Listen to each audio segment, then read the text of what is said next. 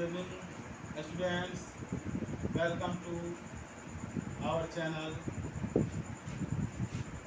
आइए आज हम लोग शब्द के ऊपर में देखेंगे कि शब्द कैसे बनता है।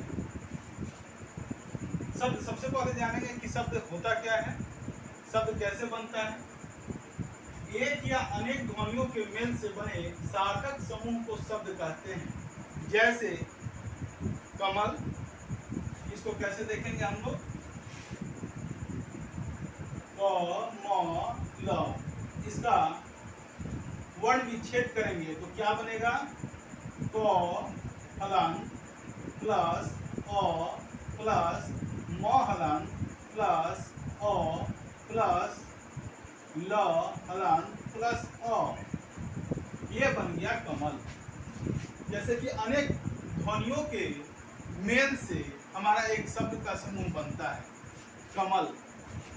ठीक है, अब आइए जानेंगे कि शब्द का वर्गीकरण कैसे किया जाता है। सबसे पहले जानेंगे शब्द का वर्गीकरण कैसे करेंगे। तो इसको हम लोग चार भागों में विभक्त करते हैं। शब्द को हम चार भागों में या चार तरीकों से हम लोग अलग अलग बनाते हैं या समझने का प्रयास करते हैं। सबसे पहले शब्द उत्पत्ति के आधार पर विभक्त किया जाता है। शब्द को उत्पत्ति के आधार पर हम लोग विभक्त करते हैं, यानी कि बांटते हैं। फिर दूसरा रचना के आधार पर, कि रचना यानी कि उसका निर्माण, बनावट कैसे है। फिर आते हैं अर्थ के आधार पर, शब्दों का मतलब क्या होता है, इस पे हम लोग बात करेंगे। फिर चौथा नंबर में आता है प्रयोग के आधार पर, शब्द को हम कैसे प्रयोग करेंगे। ठीक है, तो सबसे पहले हम जानेंगे कि शब्द का उत्पत्ति के आधार पर जो वर्गीकरण किया गया है, यह चार प्रकार के होते हैं। शब्द के उत्पत्ति के आधार पर इसको चार भागों में बांटा गया है। सबसे पहले एक नंबर में आता है तत्सम, फिर दूसरा तद्भव, देशज, विदेशज।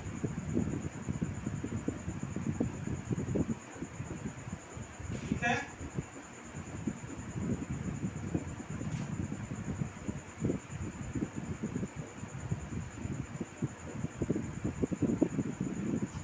अब आइए तत्सम क्या होता है। संस्कृत के शब्द को जब हम लोग अन्य किसी भाषा में हूबहू या हिंदी में हम लोग उसका यूज करते हैं या प्रयोग करते हैं बिना उसका रूप में चेंजिंग लाए, तो वह तत्सम कहलाता है। जैसे कि अग्नि, अग्नि यह संस्कृत का शब्द है, इसका ज्यों का त्यों यदि हम किसी अन्य भाषा में प्रयोग करते हैं तो यह शब्द तत्सम कहलाता है। जब किसी अग्नि का नाम बिगाड़ करके यदि हम लेते हैं, बिगड़ा हुआ रूप यदि हम लेते हैं, तो यह तद्भव कहलाएगा। जैसे कि अग्नि, अग्नि का नाम बिगड़ा हुआ आग हो जाता है। गृह है तो घर हो जाएगा। क्षीर यानी खीर, हम लोग संस्कृत में खीर को क्षीर कहते हैं और उसी का बिगड़ा हुआ नाम खीर होता है। अब आइए देशज। देशज जो हमारे गांव घरों में बोला जाता है अपने घरेलू भाषा को, जैसे कि पगड़ी, छीपा, लोटा, गिलास। ठीक है, अब आइए समझते हैं हम लोग विदेशज क्या होता है।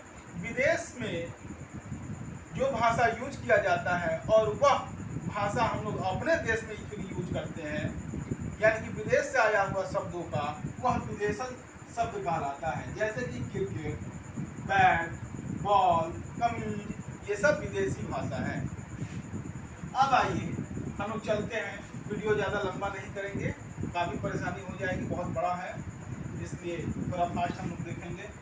आइए अब आते हैं रचना के आधार पर। इसको तीन भागों में बांटा गया है, रूढ़, यौगिक और योग रूढ़। रूढ़ शब्द जैसे क्या होता है कि आम, बालक, इसको यदि तोड़ा जाए तो यह मूल अर्थ कोई नहीं देता है।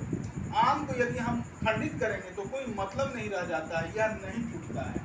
बालक, इसका कोई अर्थ नहीं रह जाता है, इसको यदि हम खंडित करते हैं तो। अब आइए यौगिक।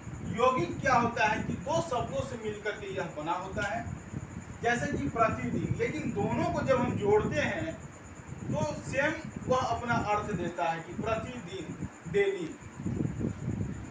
ठीक है, और प्रति का भी मतलब होता है और दिन का भी, दोनों शब्द मिलकर के अपना अर्थ प्रकट करता है सेम।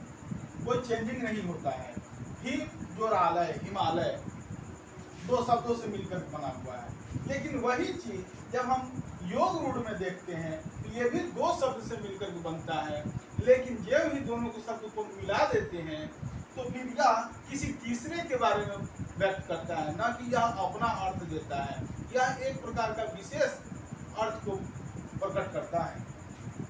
अब आइए हम लोग जानेंगे अर्थ के आधार पर यह 3 प्रकार का होता है, 4 अर्थ के आधार पर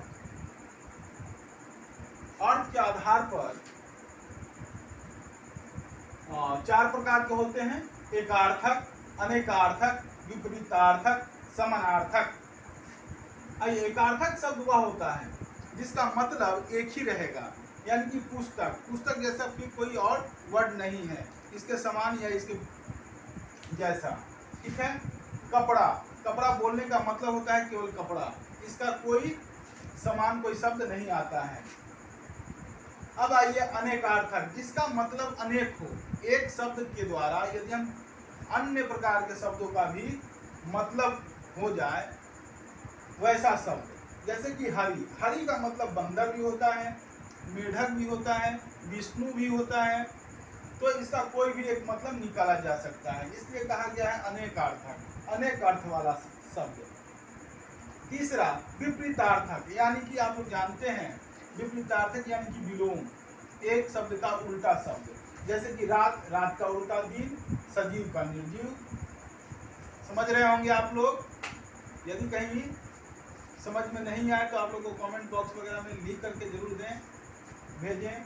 आइए चौथा के बारे में हम लोग जानते हैं, समानार्थक शब्द। समान अर्थ को प्रकट करने वाला शब्द, जैसे कि पुष्प, फूल, ये सब एक ही अर्थ को प्रकट करता है, इसलिए समान अर्थ कहे जाते हैं। अब आइए प्रयोग के आधार पर शब्द को 2 भागों में बांटते हैं हम लोग, एक विकारी शब्द, दूसरा अविकारी शब्द। विकारी शब्द वह हो गया जिसमें बदलाव आता है, लिंग बदलता है, फिर से वचन बदलता है। बेटा, बेटी, बेटियां, बेटा से बनता है बेटी, लिंग बदल गया, फिर यह बेटियां हो गई, वचन बदल गया। तो जिसका बदलाव हो जाता है उसको विकारी कहते हैं, यानी विकार, खराबी हो गया। और जिसमें कोई खराबी नहीं होगा, किसी भी रूप में अचर रहेगा, तो उसको कहते हैं अविकारी, यानी कि इसमें कोई चेंजिंग ही नहीं होगा, ना तो लिंग इसमें बदलता है और ना ही वचन बदलता है, धीरे धीरे आगे, ताकि, अन्य सब। यह आप लोग को वीडियो अच्छा लगेगा तो जरूर जो है कि कमेंट बॉक्स में बताइएगा, और भी हम वीडियो डालेंगे। किसी प्रकार का यदि दिक्कत हो तो बोलिएगा, सब्सक्राइब करेंगे। धन्यवाद।